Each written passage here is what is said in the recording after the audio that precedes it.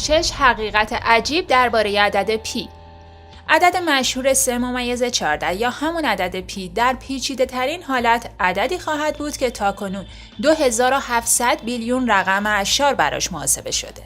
با اینکه بیشتر ما توی مدرسه برای محاسبات ریاضی از عدد پی استفاده کرده ایم و میدونیم که عدد پی در واقع نسبت محیط دایره به قطر اونه، اما این عدد به غیر از این تعریف مشخص واقعیت‌های جالب دیگه‌ای هم داره که شاید اونا رو ندونید. همراهان تکسون تیوی سلام. 14 مارس روز عدد پی هستش و ما میخوایم توی این ویدیو به نکات جالبی که شاید تا به حال در مورد عدد پی نمیدونستین اشاره کنیم. ازتون میخوایم لطفاً روی دکمه سابسکرایب بزنید و زنگوله رو هم روشن کنید. پی یک عدد بی نهایت است. پی یک عدد گنگیه که نمیشه به صورت کسری نشونش داد. با یه الگوی تکراری به پایان نمیرسه یا حتی بعد از چند رقم اعشار هم به پایان نمیرسه. عدد پی خیال تموم شدن نداره و تا همیشه ادامه داره. باورتون میشه که تا الان عدد پی تا 22 تریلیون رقم بعد از اعشار محاسبه شده؟ یک کامپیوتر با 24 هارد درایو 105 روز بی‌وقفه کار کرد تا اونو محاسبه کنه.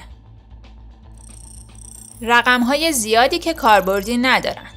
با اینکه میدونیم عدد پی تریلیون ها رقم داره، اما این رقم ها در عمل کاربردی ندارن. دانشمندان میتونن حجم کروی کل دنیا رو فقط با استفاده از 39 رقم بعد از اعشار بفهمن.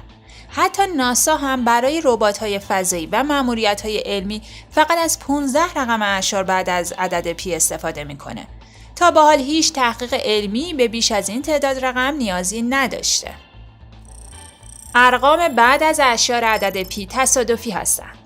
تریلیون ها رقم بعد از اعشار عدد پی بدون هیچ الگوی مشخصی ادامه دارند. ریاضیدانان قرنها به دنبال الگویی برای این ارقام بودند تا اینکه در سال 1768 یک ریاضیدان و منجم سوئیسی آلمانی ثابت کرد که عدد پی گنگ هستش. عدد پی مانند رودخانه ها به زمین باز می‌گردد. عدد پی میتونه مسیر رودخونه‌های پیچ در پیچی مثل آمازون رو محاسبه کنه. میزان پیچ و خم یک رود به واسطه انحراف اون از مسیر مستقیم تا منبع آب رود شرح داده میشه و عدد پی نشون میده یه رودخونه متوسط دارای انحراف مسیری در حدود 3-14 هستش. عدد پی یکی از راه‌های ثبت رکورد است.